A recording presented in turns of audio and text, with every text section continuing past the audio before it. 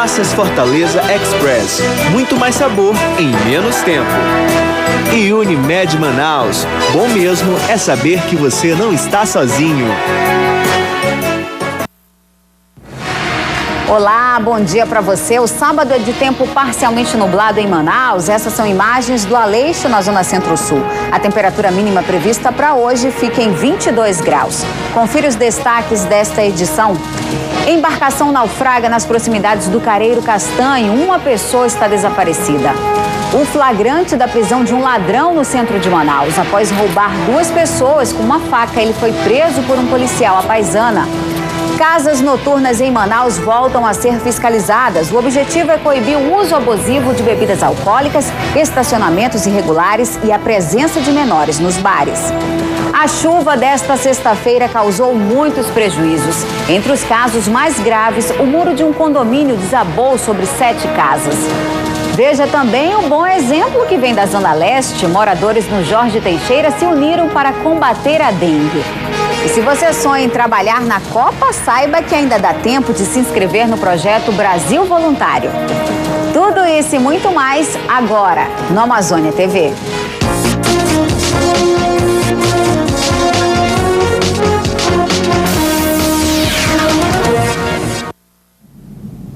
A Polícia Militar confirmou agora há pouco o naufrágio da embarcação Comandante Bacurau. O acidente ocorreu por volta das 4h30 da manhã na boca do rio Juma, próximo ao município do Careiro Castanho. 30 pessoas estavam a bordo, uma está desaparecida. A embarcação saiu da comunidade do Janauacá, passou pela comunidade do Juma, Madeirinha e o destino final seria Tupana, onde os passageiros participariam de um culto religioso.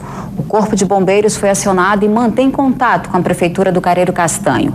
E ainda nesta edição, mais informações sobre o naufrágio. A Polícia Militar, em parceria com outros órgãos municipais, saiu às ruas na noite desta sexta-feira para mais uma operação em casas noturnas.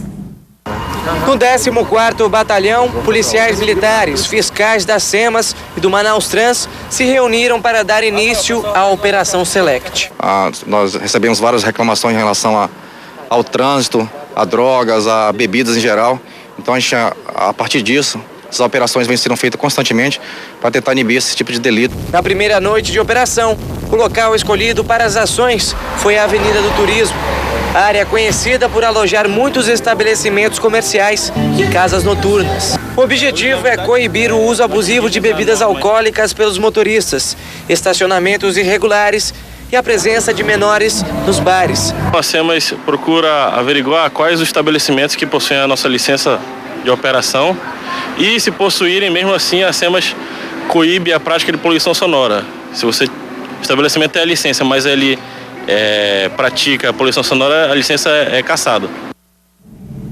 E olha só essa situação. Nossa equipe registrou o momento em que policiais prendiam um assaltante no centro da capital. Minutos após assaltar algumas pessoas, o assaltante foi preso. O homem não imaginava que um policial à paisana tivesse presenciado toda a ação. Ele foi apresentado no 1º Distrito Integrado de Polícia, no bairro Praça 14, zona sul de Manaus. 2 vítimas recuperaram os celulares. Entre elas, Nathalie Andrade Soares, a vendedora de 20 anos, está preocupada com ameaças. Foi um susto que eu peguei, porque eu fiquei agoniada, né? Ele pediu para me passar meu celular para ele, eu passei. Aí ele queria assaltar outra menina que estava do meu lado. Aí só que eu saí gritando, aí ele ficou agoniado, aí ele saiu correndo. Aí quando eu vi, aí eu cheguei lá, falei pro policial, o policial foi atrás dele. Aí veio o outro e conseguiu prender ele, mas eu quero que ele seja preso. Ele pode querer me abordar de novo e acontecer coisa pior comigo. O homem que usava uma faca para praticar os assaltos foi preso em flagrante e encaminhado à cadeia pública Raimundo Vidal Pessoa, onde vai aguardar julgamento por assalto à mão armada.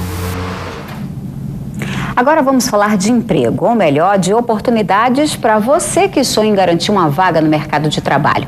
Acompanhe na reportagem as expectativas de profissionais por uma vaga e quais são as áreas mais promissoras. Todos os dias, os postos de atendimento ao trabalhador recebem centenas de pessoas. Regina Célia está desempregada e procura oportunidade no Polo Industrial de Manaus, onde aos 15 anos conseguiu o primeiro emprego. Depois, ela tentou uma outra profissão. Não deu certo e agora ela quer voltar a trabalhar no distrito. Porque o distrito industrial é muito melhor que trabalhar, porque tem os benefícios, né? E lá você pode crescer, né? Então é o melhor distrito mesmo para trabalhar. Segundo a CETRAB, a indústria lidera em número de contratações aqui na capital. O comércio e a construção civil aparecem logo em seguida como os maiores empregadores. Para você concorrer a essa vaga da área da indústria, você tem que ter ensino médio completo, tem que ter a partir de 18 anos. São esses os requisitos da vaga da indústria, tá? As vagas da área da construção civil, que são pedreiro, servente, carpinteiro, ele não pede escolaridade, mas pede experiência na função. Natália Rodrigues busca oportunidade na profissão que escolheu. Com apenas 18 anos, a moça vai para uma linha de produção no Distrito Industrial. Como eu estou estudando técnico em segurança do trabalho, eu quero ver como é a prática. Eu quero aprender, porque assim eu tenho a teoria e eu quero ver como é no distrito a prática na minha área. Histórias diferentes de pessoas que querem um espaço no mercado de trabalho. E a Natália, que acabou de conquistar o primeiro emprego, olha para o futuro e vê algo bem promissor. Eu vou ser a melhor de todas. E aqui no estúdio a gente continua a falar sobre esse assunto, por isso nós convidamos Carlos Oshiro, que é diretor de uma empresa de consultoria e também de gestão de pessoas, além de encaminhar algumas pessoas ao mercado de trabalho. Bom dia. Bom dia, Liliane. Prazer muito grande estar aqui com vocês hoje. Obrigada por ter aceito o nosso convite. A gente viu aí pessoas que estão com expectativas bastante otimistas, mas quando o profissional ele inicia a sua procura, né, por uma vaga, qual deve ser a primeira preocupação dele? A procura por uma vaga hoje, na realidade, a primeira preocupação é ter um e-mail, né? Hoje você não tem mais como buscar um emprego se você não estiver plugado nas mídias sociais e também na internet. Então, tanto é que os empregos hoje são divulgados mais nas mídias sociais e quando entra no jornal, você não tem, né, nem a opção de enviar mais o currículo por caixa postal ou não tem nenhum endereço da empresa. Então, hoje você tem que estar plugado efetivamente na internet. Com esse mundo moderno que deixa a gente diante de várias tecnologias, mas o currículo ele ainda não está descartado, né? Não, o currículo ainda é a porta de entrada, né? Todo profissional, todo candidato tem que ter o seu currículo atualizado, principalmente pelo número telefônico. Por incrível que pareça, tem alguns currículos que os números telefônicos estão desatualizados e os candidatos não se atentam para isso. Provavelmente está eliminado de qualquer processo porque não se tem contato com essas pessoas. O que eu devo priorizar no meu currículo quando eu vou elaborar? O currículo você tem que ter as informações básicas, né, como a sua data de nascimento, o seu telefone, o seu contato, o seu e-mail e ao mesmo tempo você poder descrever, né, qual foi o seu histórico profissional, mas com as principais, né? E se tiver oportunidade você descrever também quais foram os seus feitos por essas empresas que você passou, quais foram os feitos marcantes e que fez um grande diferencial na sua carreira. Agora, uma outra dúvida que é muito frequente entre os candidatos é com relação a como se comportar diante da entrevista. Surgem muitas dúvidas, como eu devo me vestir, como eu devo responder. Eu acho interessante, Liliane, o candidato antes pegar informações da empresa. Cada empresa tem a sua cultura, tem empresas que têm uma formalidade maior na vestimenta, outras não. Então é importante você pesquisar na internet, se possível, né, dar um pulo na empresa antes da entrevista, até porque às vezes as pessoas deixam para procurar a empresa na hora da entrevista e acaba não achando e aí perde a hora. Então, eu acho que o mínimo é você ter toda a segurança possível de ter uma vestimenta mais sóbria, né, utilizar uma vestimenta normal, nem muito formal e nem muito informal, e no comportamento na hora da entrevista é ser o mais real possível e o mais verdadeiro. Tem que se ter uma postura, né? Que tem muita gente que fica nervoso, todo esse comportamento, esse visual, isso conta bastante. O nervosismo é natural, né? Eu acredito que todo processo na qual você está exposto, né, a uma escolha, existe um nervosismo natural. E o entrevistador ou a pessoa que está dentro do processo, ela sabe identificar isso. Eu queria que o senhor falasse também com relação a essas áreas que estão mais promissoras. Início de ano, muita expectativa, o carnaval passou e as pessoas agora estão em busca de emprego e esse ano parece que tem muitas oportunidades. As oportunidades, na realidade, elas sempre existiram. O que faltam são pessoas capacitadas para ocupar esse espaço, né? Então, dentro de alguns segmentos, são segmentos que existem uma maior procura, existem uma maior quantidade de vagas. Entre elas, né, o mercado de TI, de tecnologia da informação, está bastante alta, né? A área de engenharia civil, até por conta da Copa do Mundo, por conta, né, do boom imobiliário. Então, hoje a gente tem alguns segmentos que estão em alta em relação às outras vagas. E para sair à frente, né, conquistar essa vaga, já que temos essas áreas, né, promissoras aí por um bom tempo, é importante também a qualificação. Essa é um assunto bastante interessante. Existe, né, na verdade deve existir uma preocupação de qualificação tanto por conta do candidato como também por conta das empresas. Nós ouvimos muitos de empresários, né, de que não existe mão de obra qualificada no mercado. Mas o empresário ele tem que fazer também a sua parte social, né? Ele tem que fazer esse investimento no treinamento juntamente aos seus colaboradores e assim como também o candidato também tem que estar buscando, né, essa informação e esse conhecimento e essa técnica também. Infelizmente, ainda a gente vive em um país onde a educação e a cultura não está em primeiro plano, que já é bem diferente, né, nos países asiáticos, e isso explica, né, esse franco desenvolvimento e progresso desses países que estão na Ásia. Ou seja, os nossos candidatos, eles devem estar sempre se qualificando e atualizando os seus currículos, é isso? Isso. Tem que ter a qualificação e a atualização. Você fez um curso, fez um workshop, né, terminou uma faculdade, tem que ter esse cuidado da atualização, porque senão as informações acabam ficando defasadas. Então essas são as dicas para os nossos candidatos e dizer para eles que nunca é tarde. Nunca é tarde, ainda mais quando se renova o ano, logo após o carnaval a esperança se renova. O importante é nunca perder a esperança e ter fé que provavelmente, né, o emprego virá. E com relação àquele candidato que ele já trabalhou, está desempregado por um tempo, ainda tem chance, não tem? De conquistar novamente? Sim, eu costumo dizer para as pessoas que estão desempregadas, elas não são desempregadas, elas estão desempregadas, né? É importante focar no que é necessário fazer para buscar um emprego. E quanto mais você se desespera, né, mais você trava, de repente, as suas atitudes, né, mais você fica num processo, né, de insegurança. Então é importante, nesses períodos que você tem um tempo maior livre, né, vá em busca de informação, aumente o seu networking, né, aumente o seu contato com as pessoas, troque essas informações, porque a grande maioria dos empregos ainda são preenchidas por indicação. Então é importante você, né, aumentar o seu círculo de amizades e não só quando você está desempregado. É importante ressaltar que quando você também está empregado, é importante cultivar esse círculo de amizades que provavelmente são essas pessoas que dão alguma dica, né, de alguma oportunidade que existe no mercado.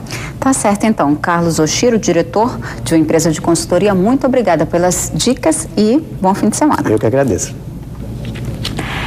No próximo bloco, você vai acompanhar as consequências da chuva. Um muro desabou sobre 7 casas na zona sul de Manaus e moradores no Jorge Teixeira se unem para combater a dengue. Agora 11h16. Continue ligado que a gente volta já já. Neste domingo.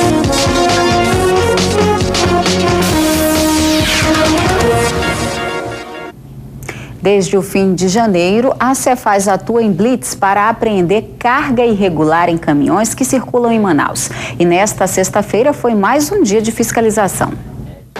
A fiscalização ocorreu na Avenida Grande Circular, Zona Leste de Manaus. Desde o início da operação, no fim do mês de janeiro, quase 70 caminhões com cargas no valor de cerca de R$500 milhão foram apreendidos com a documentação irregular. A blitz também é para evitar que mercadorias que têm como destino outros estados como Roraima sejam comercializadas no Amazonas sem que os impostos sejam pagos. Tem muita mercadoria que a nota é emitida para outros estados e acabam ficando aqui na região, né? Isso aí a gente consegue pegar também. Até o fim da manhã desta sexta-feira, 2 caminhões com sucata e cimento foram apreendidos e encaminhados para a garagem da Cefaz. Os proprietários das cargas terão que pagar o ICMS acrescido de uma multa. A operação segue sem data para terminar. Agora você vai acompanhar a reclamação de moradores no bairro Braga Mendes que reclamam que o lixo ainda continua lá. Em várias ruas do bairro Braga Mendes, o lixo e o entulho estão acumulados ao longo das vias. Segundo este morador, tudo foi colocado fora das casas após a orientação de funcionários da prefeitura. Eles passaram aqui capinando, né, capinando, a prova daqui, eles passaram capinando, e a população, né, pediram para jogar os lixos para o meio da rua, para que eles outro dia vinham limpar. Porém, até agora nada, e nós estamos aqui pedindo que a Secretaria de Limpeza Pública mande o pessoal vir tirar, que nós pulamos o carnaval aqui com lixo, no meio do lixo. E tanta sujeira atrai ratos, insetos e causa mau cheiro. Para a dona Ceci, que mora no bairro há 15 anos, essa situação é um risco para a saúde dos moradores. Olha, lá em casa, lá perto da minha casa, não existia negócio de rato. Agora está tendo um monte de rato, muita sujeira. Cada sujeira que está lá. Dona Esther varre todos os dias à frente da casa dela para evitar que o lixo se espalhe. Tento limpar, todo dia aí, ó. Às vezes a gente ainda brinca, falando que você está trabalhando para a prefeitura, né? Mas o que é de fazer? Tem que limpar, porque senão como é que fica? E a montoeira de lixo, que quase bloqueia todas as ruas, também atrapalha a passagem dos veículos. Rapaz, dificulta tudo, né? Às vezes vai acabando com a suspensão do carro, para passar por aí tem que desviar dos lixos, vai arranhando o carro. Fica meio ruim a situação aí pro cara passar. A gente que é motorista de carro para passar por aqui pelas ruas. Em nota, a prefeitura disse que vai tomar providências com relação à coleta do lixo aí dessa comunidade. E a forte chuva na tarde desta sexta-feira causou diversos prejuízos aqui em Manaus. Alagamentos, deslizamentos de barrancos e queda de muros foram registrados pela Defesa Civil. Em um dos casos mais graves, o muro de um condomínio desabou sobre 7 casas. A água da chuva ficou represada no muro deste condomínio, no bairro São Francisco, zona sul de Manaus. A pressão foi tanta que a parede cedeu. 15 metros de tijolo e cimento desabaram sobre 7 casas. Quando o muro desabou, acabou destruindo também a parede deste quarto. 2 pessoas estavam aqui dentro. Um jovem de 16 anos que estava sentado na cama assistindo à televisão e um garoto de apenas 10 anos que é autista e estava deitado na rede quando foi atingido. Bruno de Farias Gomes, de 10 anos, foi levado ao pronto-socorro da criança da Zona Sul. Ele teve um corte na cabeça, mas passa bem. 3 casas ficaram totalmente destruídas. Outras 4 foram parcialmente atingidas. Várias e várias vezes eu fui aí, né, dizer sobre a situação desse muro. E eles não quiseram me ouvir. Nunca tentaram querer me ouvir, né? A água ainda escorria forte pelas escadarias do Beco São Miguel. Moradores estavam assustados. De repente a gente ouviu um estrondo muito grande, muito alto mesmo. Aí foi quando a gente vimos a água já descendo com tudo. Técnicos da Defesa Civil estiveram no local para avaliar o terreno e cadastrar as famílias. A responsabilidade no momento é do condomínio ou da construtora que fez o muro, né? Que não, talvez o trabalho não foi bem feito e desabou. A forte chuva também provocou prejuízos em outras zonas da cidade. Na Avenida General Rodrigo Otávio, parte do muro desta siderúrgica desabou. O trânsito ficou lento no local. A nossa equipe foi até o Instituto Nacional de Pesquisas da Amazônia e viu de perto algo alarmante: a velocidade com que os ovos do mosquito da dengue se transformam em larvas. Levamos essas imagens para o bairro Jorge Teixeira, o número 1 da região norte quando o assunto é dengue. E olha que surpresa, os próprios moradores tomaram a atitude, fizeram um mutirão para combater o desenvolvimento do mosquito.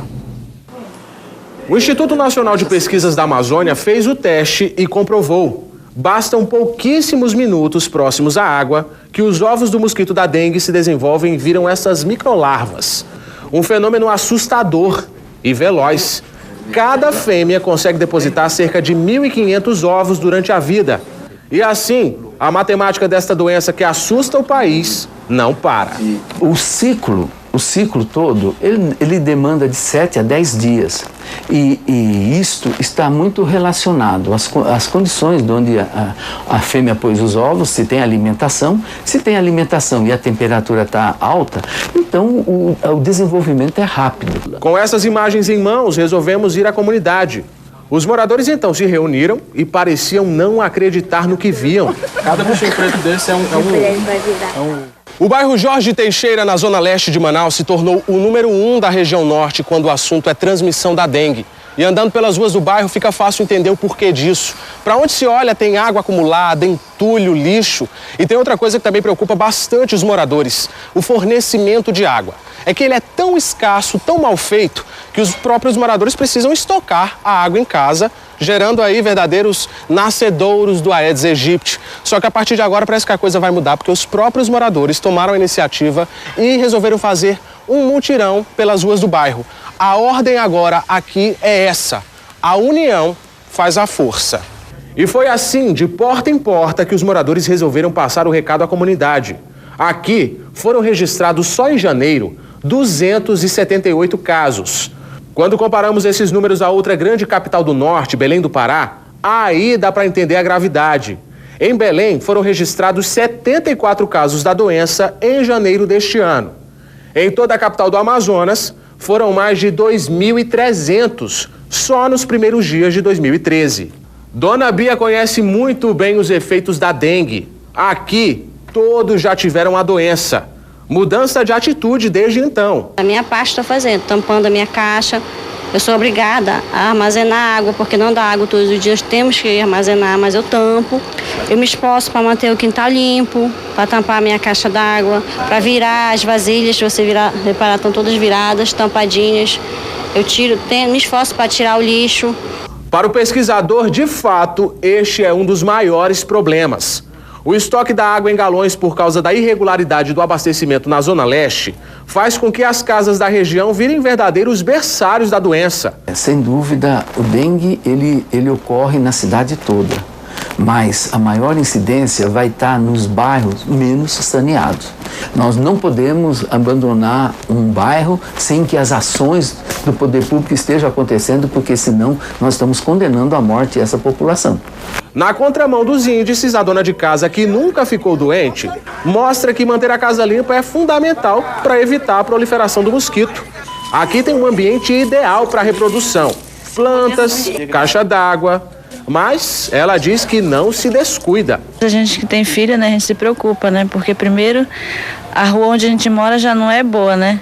Aí se a gente não se preocupar com o nosso quintal, com os cuidados ao redor da nossa casa também, né? É mais difícil ainda. Então, como eu tenho filha, eu me preocupo muito com essa área aí de limpeza, né, ao redor da minha casa. As mudanças de atitude precisam partir do povo, mas também do poder público. O líder comunitário diz que a Prefeitura de Manaus esqueceu o lugar. A coleta de lixo quase não existe. Os buracos abertos para o saneamento básico são os grandes vilões da dengue, segundo ele. Enquanto isso, são os moradores que precisam entrar na briga para sair desse triste ranking. A população está aqui se mobilizando para isso, né? Para tomar essa atitude, para ter o conhecimento. É assustador a dengue. Nós temos vários casos nessa comunidade. Passa pelo saneamento básico, ruas esburacadas. Aqui foi um projeto do ProUrbis que não foi concluída a rua.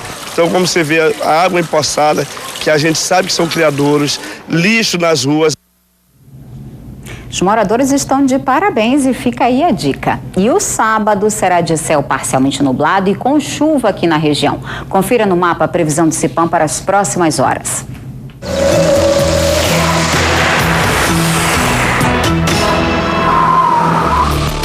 Áreas de instabilidade continuam ativas sobre a região norte do país e mantêm o tempo chuvoso neste sábado.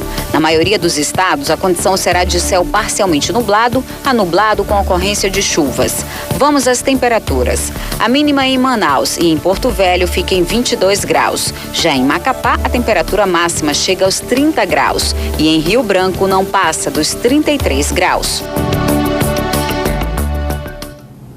Não perca no próximo bloco, saiba o que é preciso fazer para trabalhar durante a Copa de 2014 e ainda dá tempo de se inscrever no Projeto Brasil Voluntário. Fique de olho no relógio, agora 11 horas e 29 minutos, o intervalo é rapidinho e o Amazônia TV volta já.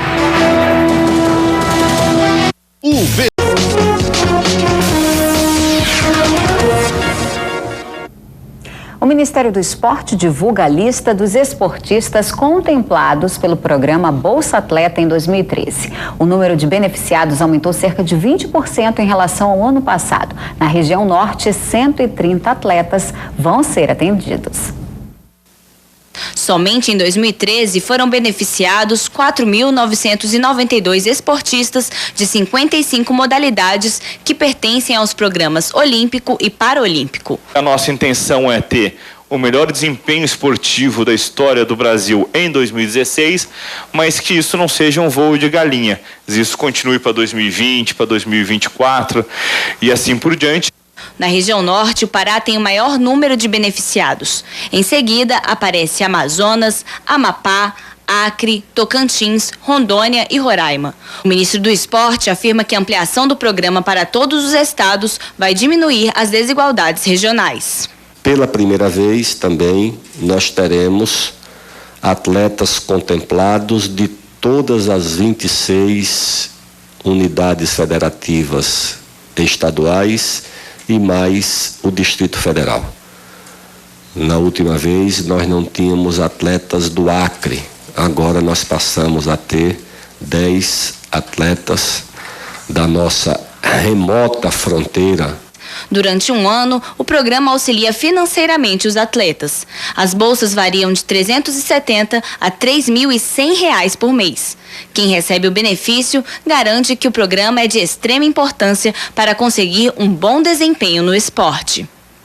Esse recurso é para ajudar nos meus treinamentos, no material que eu utilizo e na minha vida pessoal, na minha faculdade também. O governo federal pretende investir este ano mais de 72 milhões de reais no programa.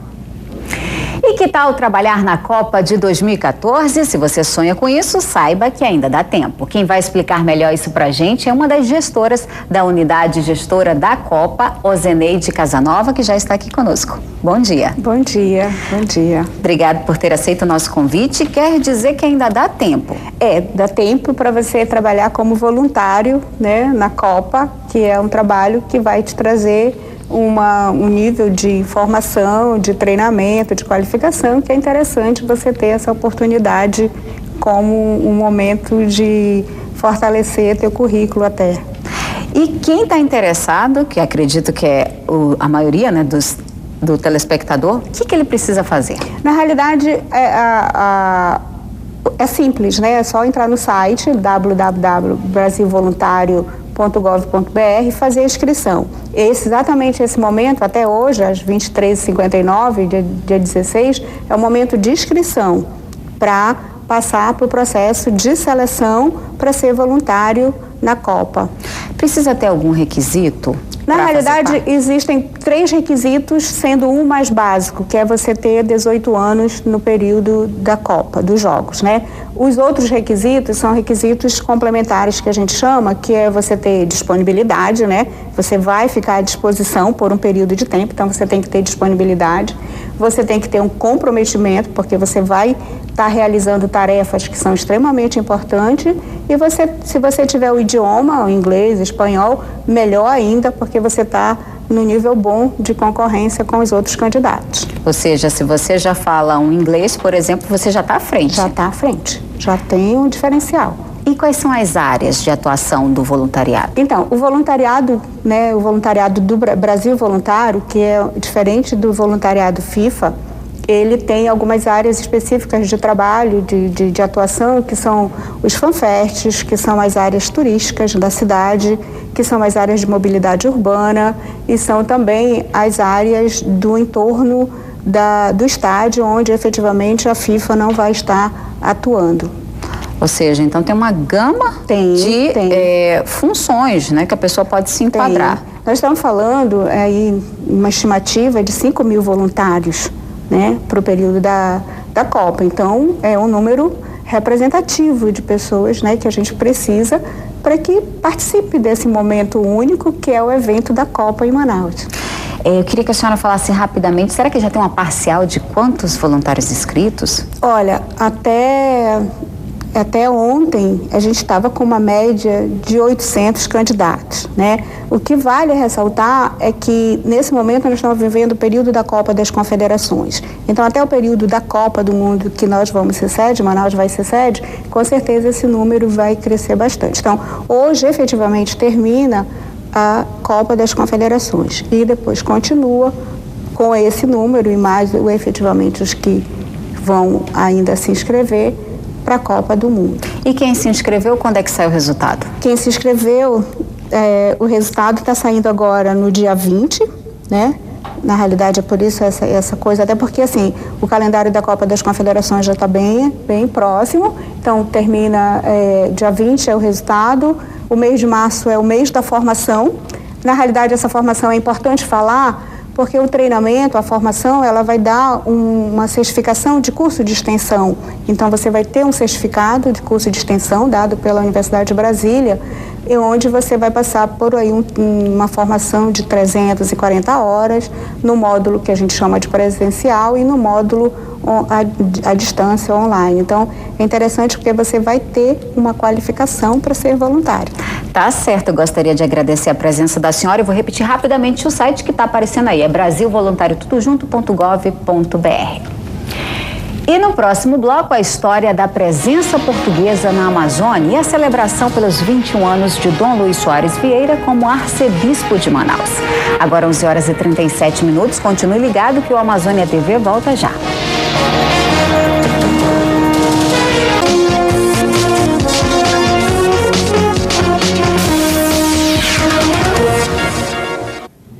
Você vai conhecer uma atitude que mudou a relação entre as autoridades e a comunidade. Um morador no bairro Dom Pedro, na zona centro-oeste da capital, resolveu criar na internet um canal de comunicação para a população reivindicar e as autoridades acompanharem os problemas do local. O bairro Dom Pedro sofre com problemas de infraestrutura e segurança. Os moradores sempre reclamam da quantidade de buracos pelas ruas do bairro e também pela falta de iluminação. Este morador teve então uma ideia. Que tal criar uma página na internet para discutir os problemas e as soluções do bairro? E não é que deu certo? São mais de 2.200 seguidores. Hoje a gente tem essa interação quase que por completo entre comunidade e autoridade. Aquelas que precisam, por exemplo, ter um olho a mais dentro do nosso bairro para que eles possam tomar as decisões com mais agilidade. E a página hoje em dia serve praticamente para isso. Entendeu? O retorno das autoridades tem sido bom? Olha, nós temos aqui já alguns secretários já adicionados da página, né? E na área de segurança há uma interação e interesse também das próprias comunidades, das próprias autoridades, buscar essas informações na nossa página. E a coisa parece que tem funcionado bem. Neste espaço, os moradores deixam opiniões, denunciam problemas e pedem agilidade para que as soluções sejam descobertas. As fotos na página do bairro mostram o trabalho feito. Ruas começam a ser recuperadas. Obras da iluminação pública também estão sendo retomadas. Todo esse tipo de serviços que são solicitados, uma parte já são muito bem atendidos pelas secretarias do município, através da página. A página é um link direto com eles, né? O policial militar reconhece, a rede de relacionamentos está sendo eficaz. Agora, a relação entre a polícia e a comunidade, por exemplo, está cada vez mais firme. Diminuiu aquela barreira, né, que existia antes, né? O pessoal ficou mais próximo agora da polícia, assim. De uma maneira mais rápida. Isso. Amanhã, domingo, às 10 horas, no Estúdio 5, Centro de Convenções, vai ser realizada uma celebração eucarística de ação de graças pelos 21 anos de Dom Luiz Soares Vieira como pastor da Arquidiocese de Manaus. Sua presença é fundamental para dizer muito obrigada ao nosso pastor. A memória da presença portuguesa na Amazônia, um museu no centro de Manaus guarda objetos e muita história sobre homens e mulheres que ajudaram a desenvolver um dos mais locais admirados do planeta. Acompanhe mais na reportagem que preparamos para você. Muitos homens e mulheres que ajudaram a desenvolver a região já se foram, mas suas histórias continuam guardadas em locais como o Centro Cultural Luso-Brasileiro. Neste complexo, no centro de Manaus, estão o Museu da Beneficente Portuguesa e do Luso Sporting Clube. Neste salão estão referências exclusivas da história da medicina na Amazônia. Objetos que hoje, com o avanço da tecnologia, parecem precários. Mas, durante aproximadamente 100 anos, ajudaram a salvar milhares de vidas. A urna de madeira de 1873 foi usada para eleger a primeira diretoria do hospital. A pedra fundamental era colocada em pedestal toda vez que a unidade mudava de endereço e representa a vontade de construir um grande hospital. Neste outro salão funciona o Museu Ivan Ferreira Valente. Aqui estão elementos da história de um clube português que fez história no Brasil. Tudo começou com o futebol, mas nos esportes de quadra e até mesmo na música e no teatro, fez muito pela região. Teve banda de música com um maestro vindo de outro país.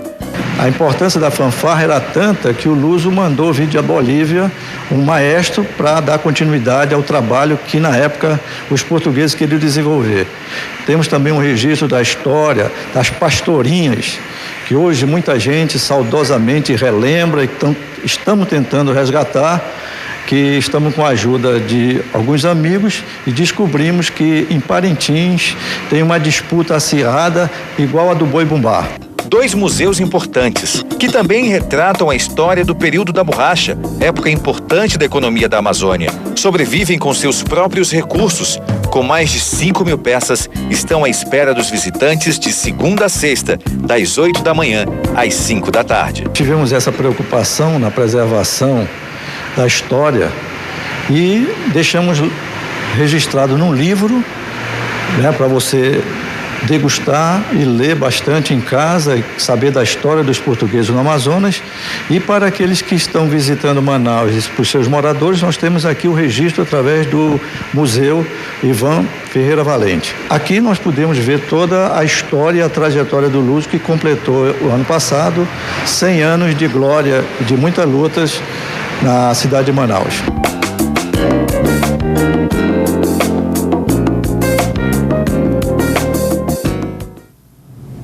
E a gente volta a falar sobre o naufrágio com o barco Comandante Bacurau. Uma lancha saiu agora pela manhã da cidade de Borba para ajudar nas buscas que estão sendo feitas pelos próprios moradores da região do Rio Juma. E termina às 0 hora deste domingo o horário de verão. Com isso, a partir de segunda-feira, o Bom Dia Amazônia começa às 7h30 da manhã, o Amazônia TV volta ao horário de meio-dia e o Jornal do Amazonas entrará no ar às 7h15 da noite. E por hoje é só, mas na nossa página no G1 Amazonas você acompanha essas e outras notícias. Participe do Amazônia TV, mande a sua sugestão de reportagem pra gente, é só ligar para a nossa produção no 3216-5551. Obrigada pela sua audiência e fique agora com o Globo Esporte. Um bom fim de semana para você e a gente volta a se encontrar na segunda-feira em novo horário, meio-dia. Até lá!